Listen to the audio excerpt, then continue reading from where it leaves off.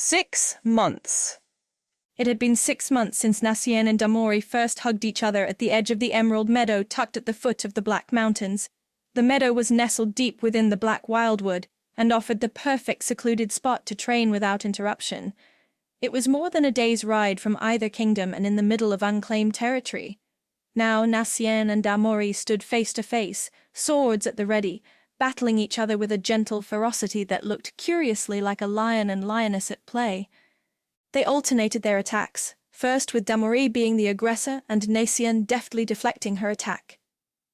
Then Nacien would switch and become the aggressor, pouncing with blinding speed and strength, which belied his age and fragility. He would block a fist strike or kick from Damori and throw her through the air, often landing on her bottom. When they practiced with swords, Damori would spend much of the lesson retrieving her sword from tree trunks or the moist black earth beneath the grass. Nacien would skillfully parry and flick his wrist in some odd way that effortlessly wrenched Damori's weapon from her steely grasp. As they trained, Nacien behaved and laughed as if he were a man 30 years younger, most of the time. He was a playful and patient teacher who was as adamant about Damori perfecting her swordplay as he was about having her lie motionless in the grass to bask under the warmth of the brilliant sun. It was a stark contrast to the stressful, unyielding manner in which Kaelin and Mieko trained. Unfortunately, Damori also noted random moments when Nacien appeared as fragile and breakable as someone his age would normally be. He grimaced and groaned as his aged joints ground against each other, or he'd suddenly clutch at a mysterious and surprising pain in his lower back. Still, he smiled at all times. His dazzling grin would only fade when their training session was over, and Damori had to make the long trek back to Nyansvet. King Nacien didn't quite fear for Damori's safety, although she had to make the long voyage home alone. He did, however, fear that she might be seen.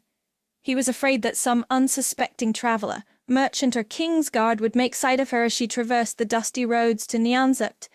Nacien's smile would beam the moment Damori stepped out of the thickness of the black wildwood into the meadow. Her appearance was a signal to him that she was, yet again, safe from all eyes.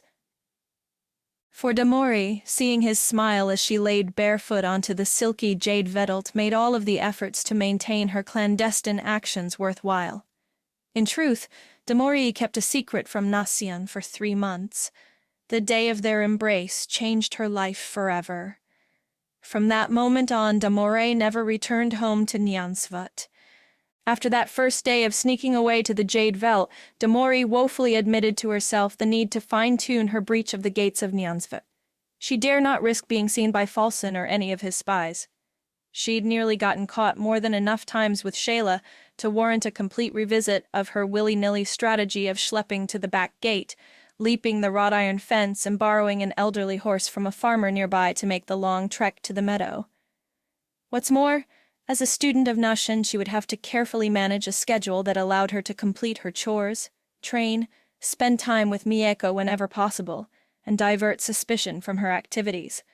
Above all things, she had to be aware of Shayla's watchful eye. Shayla was the only person who knew Damori had ever left the walls of Nyansvet, and she had forbidden her daughter from ever doing so again. Damori imagined Shayla, her mother, walking the halls in a preoccupied state. Her eyes would be focused on some distant thought that lent itself to the glazed-over expression she carried almost all the time. These days, she has been oblivious to the events going on around her.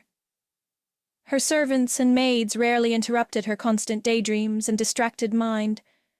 Surely Mieko had noticed, and even attempted to pursue the matter fully with conversation. Mieko's way would be to attack with rapid and endless questions, but Shayla would have none of it. She would softly rebuff her little princess and continue her daily royal duties. All things considered, if the queen had kept up in such a manner, Damori would have been satisfied with the minimal effort required to sneak in and out of Nyansvet to train with King Nacien. Unfortunately, Empress Shayla often displayed uncanny vision and insight when others least expected. If Damori's let her guard was down, Shayla would have cornered her as she unsuspectingly jogged through the main hall en route to the servants' quarters without a care in the world. More than likely it would be just as she returned from a particularly punishing training session with Nasian. She would bear unmistakable evidence of the pummeling she'd received from King Nasian's scabbard. Damori imagined that Shayla could gaze at the deep purple bruises on her forearms and calves, which may have been safely covered. However, Shayla, insightful as always, would ask if she could accompany Damori to the bath so that they could talk. Damori would feel the sting of suspicion in her tone and know that she was discovered. Even if Damori lied about being exhausted from her chores and slept without bathing that night, the next morning, Shayla would quiz her again. Damori sat down in the Jade Veld after her first training session with Nation and decided to carefully plan a new strategy. Her training with Nation was her priority. She felt it inside, like a calling. Damori had resigned herself to the notion that she would forever have to lie to Shayla about training with Nation. She would forever have to sneak past Falson in the King's Guard. She had no other choice. She had to stay away. It was the only way to keep Queen Shayla in the dark, thus guaranteeing her exclusion from King Kaelin's wrath should he ever discover Damori's secret alliance with his sworn enemy. These past 6 months, Damori stayed in a farmer's horse stable just outside of the Black Forest. There was a lake she used for bathing at night, and she picked vegetables out of the garden for meals.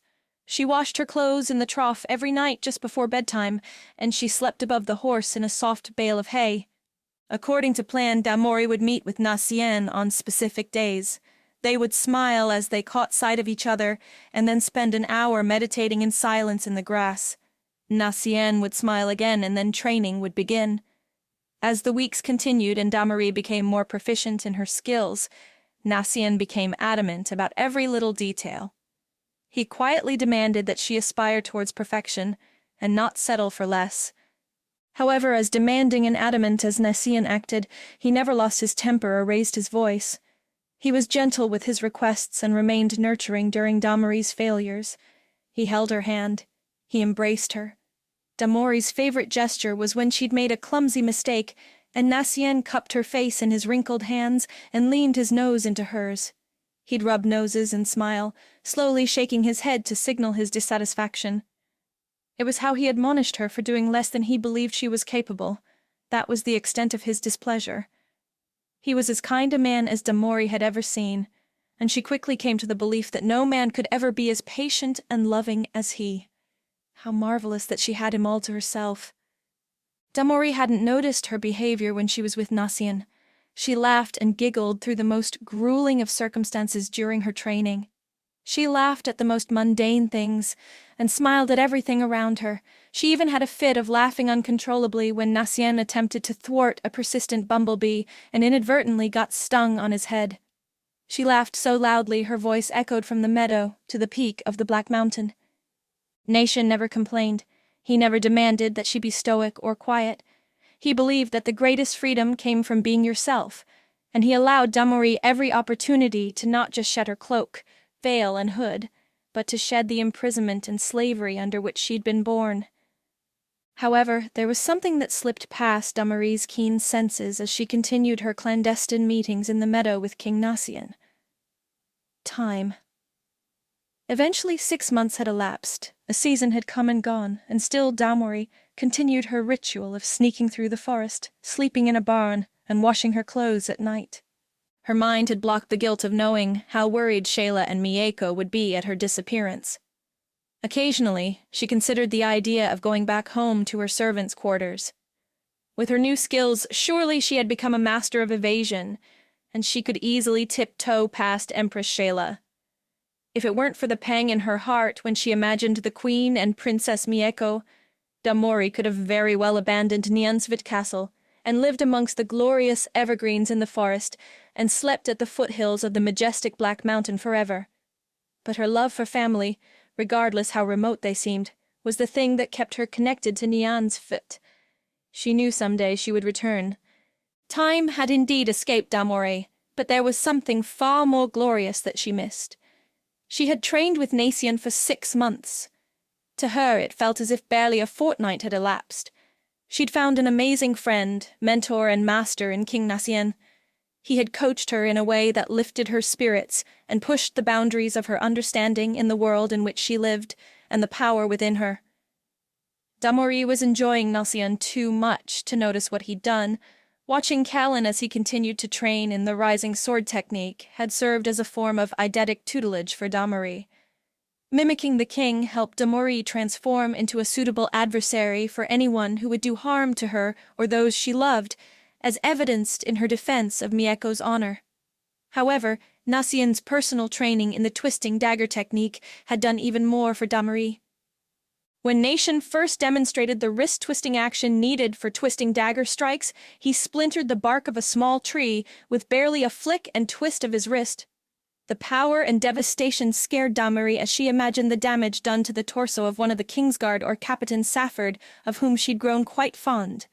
Still, despite her trepidation, Nasian gently reassured and compelled her to practice. Damori attempted a twisting dagger strike, and as Nation expected, the results were potentially even more devastating than his. The destruction surprised Damori. She had been too preoccupied enjoying her time and training with Nasian to notice how powerful she had become in the past 6 months. King Nasian's training had succeeded in ways even he hadn't imagined. Damori was more than a student skilled in the techniques of twisting dagger and rising sword. She'd nearly mastered both styles. Damori was becoming a formidable warrior. The sun had not yet peeked over the distant horizon north of the imperial gardens of Nyansvik Castle, but Damori was already wide awake and slowly making her way to the garden toward the back gate as the dark grey sky began to brighten. Today was merely another day in her ongoing adventure with King Nasian. She had no reason to be particularly careful as she tiptoed across the cobblestone path through the garden. Her thoughts were already on the freedom she would feel without the constrictive and suffocating hooded cloak and veil. She imagined Nasian's kind face and the nurturing embrace he'd recently adopted as their formal greeting. Damori was infatuated with this man, and she couldn't help but wonder how different her life would be if Nasian had been her father.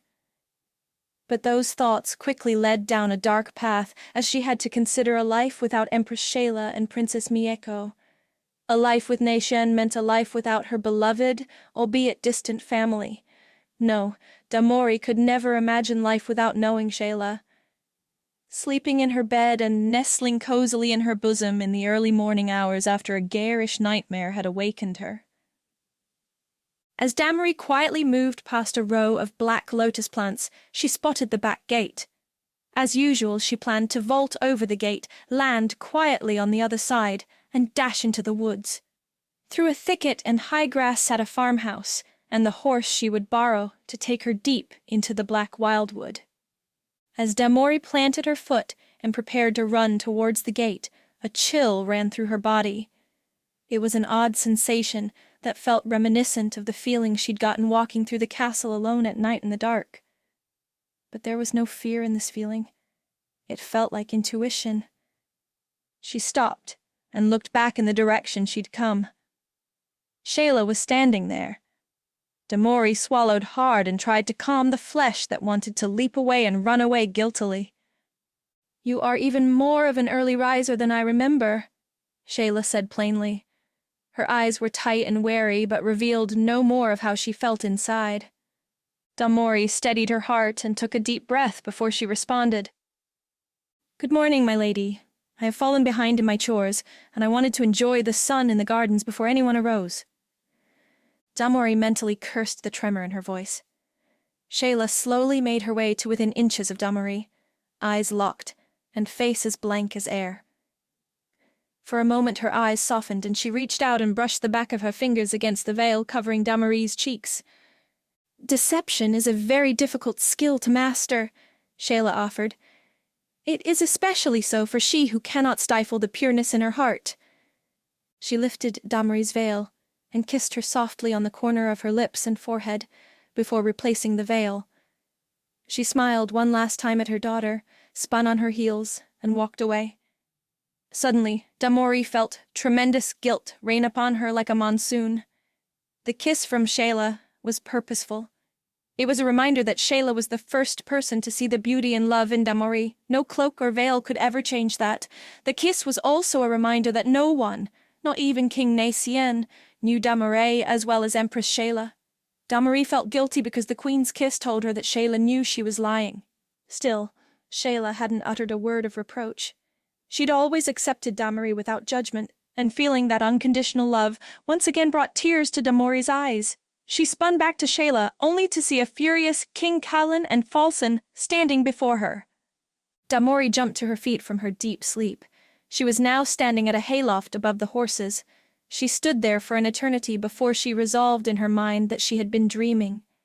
She quickly donned her hood and veil and vaulted out a window to the ground below. Her usual steed was waiting, and she quickly mounted it and steered him away. He instinctively turned toward the black wildwood and galloped. He'd gone this way every day for 6 months. Damorie pushed the horse harder than she ever did because she knew she was tardy. But more than that, she needed the benefit of training to distract her guilty thoughts. Damorie felt remorse, but she could not identify the source or her guilt. Yes, she had abandoned Queen Shayla, but no more than Shayla had abandoned her and Mieko. Besides, life at Nyansvik Castle was nothing more than chores, watching Mieko perform her duties as princess and standing around bored as Mieko made preparations for her upcoming nuptials. The joyful time they spent together as young girls full of mischief, scurrying through the chilly halls of the castle, were over.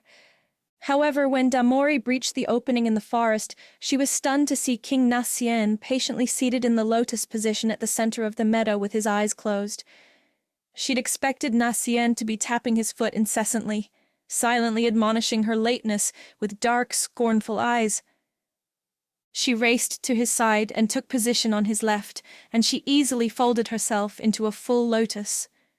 Nassien never opened his eyes, and the only acknowledgement he offered of her presence was the slight curl of his lips, and he stifled a smile. Damorie closed her eyes and whispered a rushed prayer. "There is a time to move and a time to be still," Nation said without moving a muscle. Even his lips barely moved to form the words. "Today we will be still, and we shall bear witness to the gifts of the Black Wildwood." "Gifts," Damorie repeated as she opened her eyes and quickly shut them. "The whispers of the Black Wildwood," Nation said expectantly. "Listen." They sat in silence for a few moments as Damorie cleared her mind and focused on the sounds of the forests. She could hear birds fluttering through the air, and the soft peck of their feet as they clasped onto the bark of deciduous trees. She heard swallows call from atop the highest bamboo stalks and squirrels rummage for food in the grass. She heard a woodpecker in the distance and the crackle of thunder at the top of the Black Mountain. "Can you hear it?" Nassien asked, and his face brightened with expectation. Damorie squeezed her eyes tighter and forced her thoughts to scatter in order to concentrate. She heard a gust of wind weave its way through the trees as a hawk cawed flying nearly a mile overhead.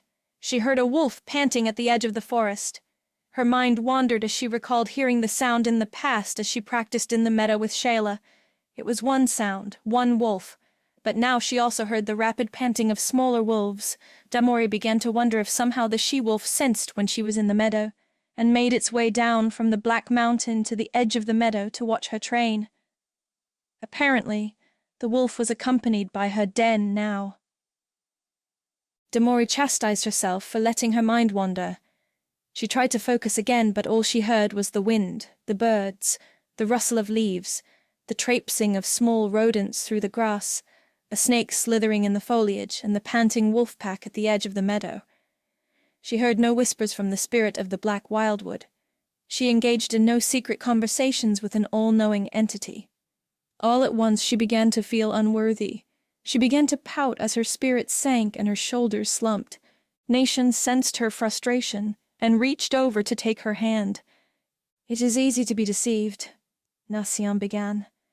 "As we meditate in the meadow and absorb all the beauty, majesty, and enchantment of things around us, it would seem the world is exactly as it was when I was your age, but it is not.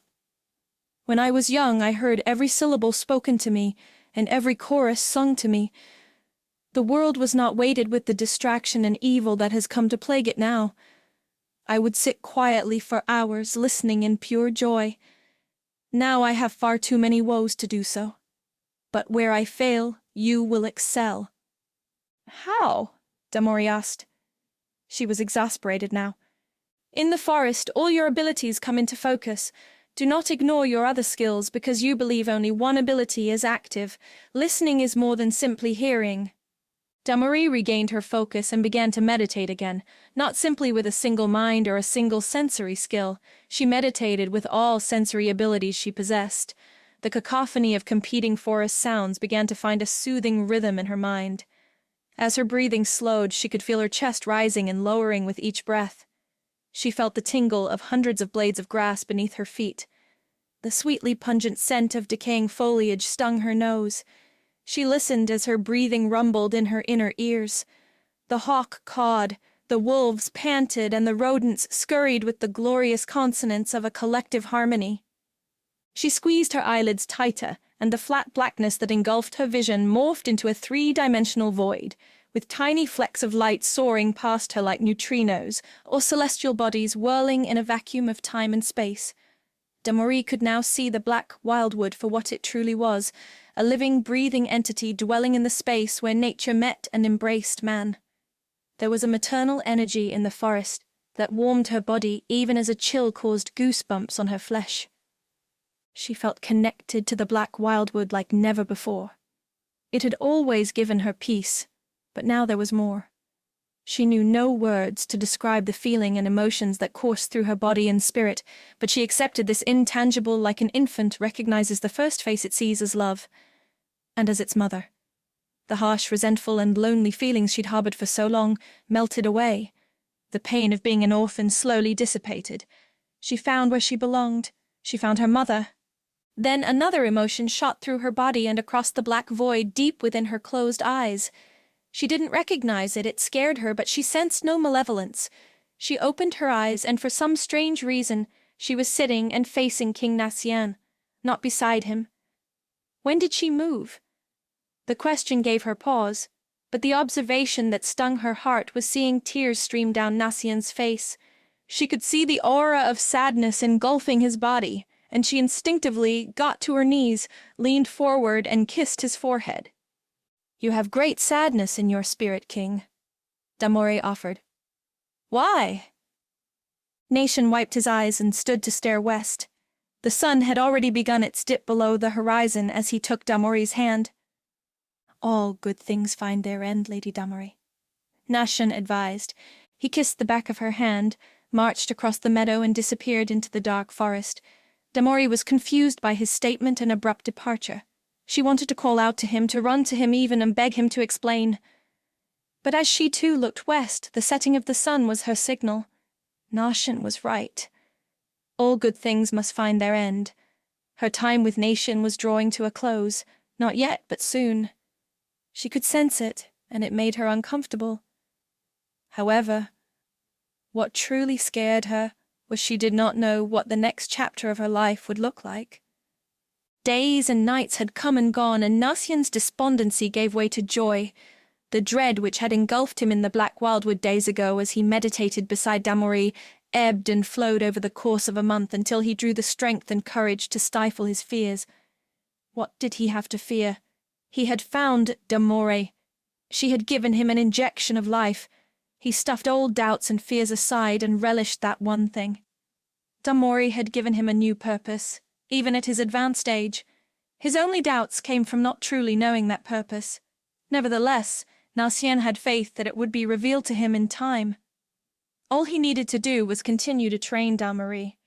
Nacien hummed happily as he moved about in his chamber. There was a lightness to his step as he changed into his sleepwear, carefully folding his royal bodice gown and setting it upon a high-backed chair that was draped in the finest linen. Anyone who happened upon him could see he was in good spirits. But only Nacien knew the reason for his great mood. Tomorrow, he would train with Damory again. Nacien hummed again as he began searching for a scrolled parchment to read by candlelight just before bed. He was so jovial he didn't notice the person whose eyes rested on him. It was Tanar, stealthily tucked into a dark corner in the main hallway, watching Nacien's every move through the door he left ajar. Tanar clenched his fists and frowned at his father's carefree mood. Either the man had lost his mind to age or something significant had touched him. Either way it annoyed Tanar. Either way, he had to find out exactly what happened to cause the change in the king. The day was more glorious than Nacien could hope for. The sun shone brilliantly overhead as scattered puffy clouds resembling snowballs hung high in the sky. There was a constant cool breeze of salty air wafting in from the south. Some of the local townsfolk believed there was a mighty ocean in the distance that would take them to lands heretofore unheard of, but none had laid eyes upon it, even after months of travel. It was as much a legend as the black lotus which now sprouted freely and spontaneously all over the lands. Still, the salty air mixed with the pine scent of the evergreens worked together to buoy Nacien's good mood. In fact, Nacien was in such a pleasant mood, he wasn't annoyed at the delay he suffered when Tanner stopped him in the great room as the sun rose. Tanner began asking a series of mundane questions about royal protocols and politics. He was momentarily stunned because Tanner had never shown interest in such things. Tanner had always been adamant about being the best warrior he could be as he grew into manhood. Considering his ancestry and with his royal pedigree, Tanner had every right to his entitlements. However, this was an unexpected change. Nacien took the time to explain details of the king's court and the establishment of decrees and laws. Tanner looked on with deep interest, even as Nacien's mind began to wander due to the boring nature of such things. The irony of his conversation with Tanner did not escape him. Nacien spoke traditional royal rhetoric, but his thoughts went to a promise he'd made to his dying wife. She'd begged him not to teach Tanner the skill of twisting dagger. She believed such a skill would ultimately lead to his death on the battlefield. Tanner was foolhardy and brash, even arrogant. As a child, his mother saw those behaviors in him and saw the destiny that would inevitably befall the young man. Some warriors died with honor, others died with shame. Some warriors became legends, while others were forgotten pawns of the empire. One thing was certain: all warriors died young. If Tanner did not possess the skill that would gain him entry onto future battlefields, he stood a better chance at living a long life. Nalshan firmly dug his heels into his black stallion's rib, and the stud dug its hooves even deeper into the earth as it gained speed. The horse galloped over grassy knolls that transitioned into rocky terrain without losing a step. When the horse had to slow its speed to navigate over spiky ridges, it signaled Nacien with a huff. Nacien adjusted his rider position just so, and the horse picked up speed again. The horse, aptly named Galangal because of its light gray color, was a royal breed. Galangal was the grandson of Mayang, Nacien's first stallion. Nacien personally cared for each descendant of Mayang as he did with all of his horses. But Galangal was special. Nacien was present when Galangal was born, and the two bonded in a way that transcended the traditional relationship of horse and master. They knew each other well. Some said it was a manner indicative of enchantment. However, considering that the horse was born in Hangvit, far from the land's center of enchantment, the Black Mountain and forest, such gossip was quickly dismissed.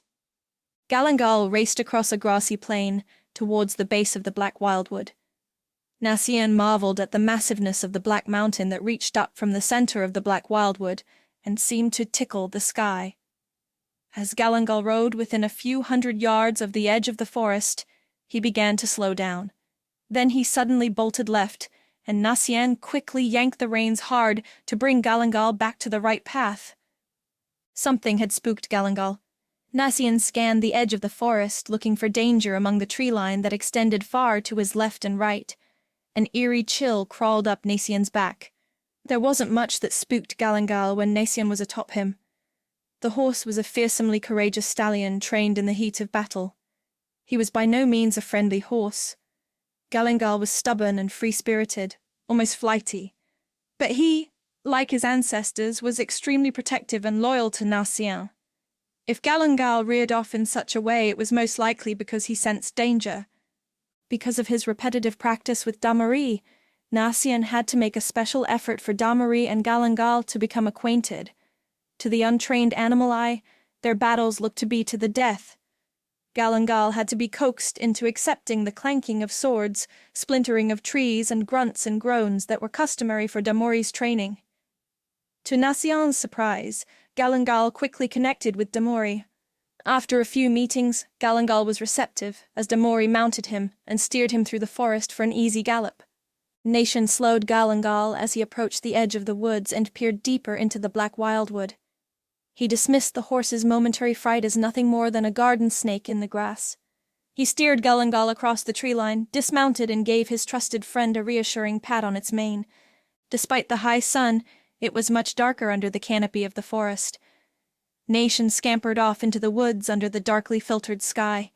He crossed the stream that ran down the face of the black mountain and split the foliage with a winding path. He reached the meadow and found himself slightly out of breath. He silently conceded that at his age, training Damori was slowly wearing his body down. Still, he'd never enjoyed training anyone as much as he relished every moment with the young woman. She was special, and had found a place in his heart that he would never relinquish to another soul. The meadow was empty, so Nacien waited for a few moments. He stood still, but his head swiveled left and right as he admired worn patches of grass and splintered trees that served as evidence of the great battles he had with Damori. They were symbols of Damori's skillful handiwork. Just as an overwhelming sense of tearful pride began to well behind his eyes, Nacien cocked an ear to the wind.